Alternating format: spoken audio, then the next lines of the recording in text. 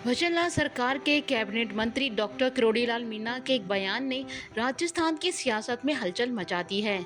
मीणा ने कहा कि बड़ी मछली पकड़ में आ गई है। कई अधिकारी भी प्रवर्तन निदेशालय की रडार पर हैं। नाम उजागर नहीं करूंगा वरना वो भाग जाएंगे। 20,000 करोड़ का घोटाला है। किरोड़ीलाल मीणा का ये बयान कांग्रेस नेता महेश जोशी की गिरफ्तारी के एक दिन बाद आया है, जिससे राजस्थान की सियासत में खलबली मच गई है। इस दौरान कैबिनेट मंत्री मीणा ने जोशी की सपोर्ट में आए पूर्व मुख्यमंत्री अशोक गहलोत पर भी पलटवार किया। उन्होंने कहा कि अशोक गहलोत केवल राजनीति कर रहे हैं। यहाँ आपको बता दें कि जब गहलोत की सरकार थी तब महेश जोशी मंत्री थे। इस दौरान किरोड़ीलाल मीणा ने ही जल जीवन मिशन के टेंडर घोटाले का मुद्दा उठाया था और ईडी को जांच के लिए कई अहम सबूत भी सौंपे थे। इस जांच के आगे बढ़ने पर गुरुवार को महेश जोशी को ईडी ने गिरफ्तार किया था और उन्हें एसएमएस अस्पताल ले जाकर मेडिकल भी करवाया। अब ईडी 4 दिन तक महेश जोशी से पूछताछ भी करेगी। वहीं महेश जोशी की गिरफ्तारी पर प्रतिक्रिया देते हुए पूर्व मुख्यमंत्री अशोक गहलोत ने एक्स पर लिखा कि भाजपा का एक्सटोनेशन डिपार्टमेंट बन चुकी ईडी ने पूर्व मंत्री महेश जोशी को गिरफ्तार कर राजनीतिक प्रतिशोध का उदाहरण पेश किया है। ये गिरफ्तारी ऐसे समय पर की गई है जब उनकी पत्नी करीब 15 दिन से जयपुर के एक अस्पताल में बेहोशी की हालत में जिंदगी और मौत के बीच संघर्ष कर रही है।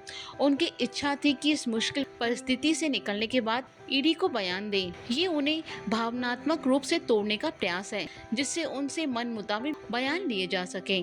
यहाँ आपको बता दें कि ईडी द्वारा की गई ये 5वीं गिरफ्तारी है। कथित बिचौले संजय बड़ाया, श्री गणपति ट्यूबवेल कंपनी के मालिक महेश मित्तल, श्री श्याम ट्यूबवेल कंपनी के मालिक पदमचंद जैन और पीयूष जैन पहले से ही हिरासत में जा चुके हैं। एजेंसी के जांच में पाया गया कि पदमचंद जैन, मित्तल और अन्य लोक सेवकों को अवैध संरक्षण, टेंडर प्राप्त करने, बिल स्वीकृति करवाने और पीएसजी से प्राप्त विभिन्न टेंडरों के संबंध में उनके द्वारा निष्पादित कार्यों में अनियमितताओं को छुपाने के लिए रिश्वत देने में शामिल थे।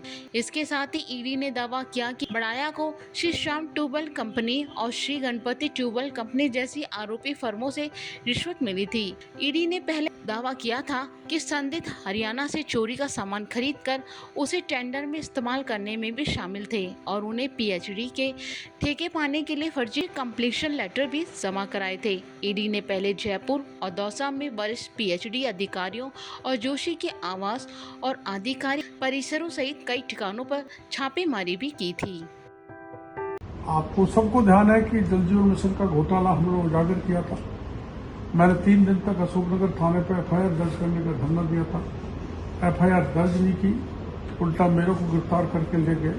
लेकिन मेरे को बड़ी संतुष्टि है कि राज्य सरकार हो चाहे हमारी केंद्र सरकार हो, वो करप्शन पर जीरो टॉलरेंस पर भरोसा करती है। देर हुआ लेकिन अंधेर नहीं हुआ।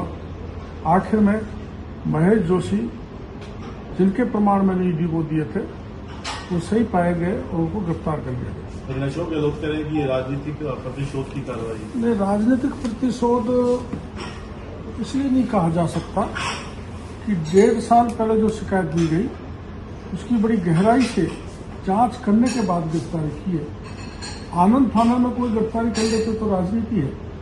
आपको पता है गणेश जी सीरियस ट्रैक में आए, वो जो श्याम ट्यूबवेल कंपनी है, गणपति ट्यूबवेल कंपनी जो अपना वो पदम जैन था वो गिरफ्तार हुआ है और इनका एक वो संजय बड़ाया था वो गिरफ्तार होने के बाद बड़े उस पर ईडी ने गहराई से जांच की। इसलिए कतई किसी प्रकार की कोई राजनीति नहीं है। पूर्व मुख्यमंत्री राजनीति करने के लिए भाषण दे रहे हैं, लेकिन पूरा प्रदेश ये मानता है कि जल जीवन मिशन में भयंकर घोटाला हुआ।